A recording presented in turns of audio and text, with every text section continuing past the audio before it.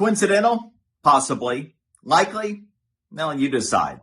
So as the manhunt for the assassin of Charlie Kirk continues, real important detail that came out Thursday, first reported by the Wall Street Journal, but that is being lightly discussed elsewhere. An FBI bulletin that ended up showing that in a nearby recovered gun that, by the way, had one spent casing along with 3 unused bullets, there were engravings with transgendered and anti-fascist messaging on them.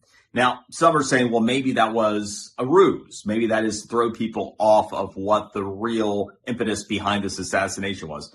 I mean, possible. Again, coincidence. Also, after the question was asked that about mass shootings by those who are transgendered over the past 10 years.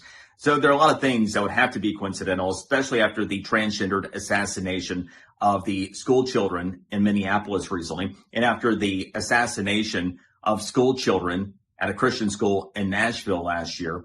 And also the National Institutes of Health study showing that 58% of people who identify as being transgendered have a psychiatric diagnosis independent of the transgender thing, which is far greater than double that of the population as a whole. Here's something else that's interesting about that whole 10-year question on the transgender thing that was asked just preceding the assassination of Charlie Kirk.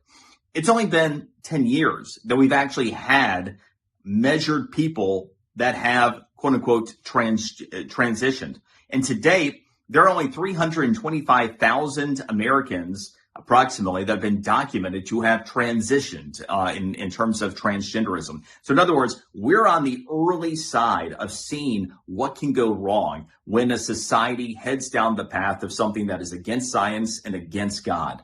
And so a lot of coincidences would have to line up here for this to be something other than what it appears to be.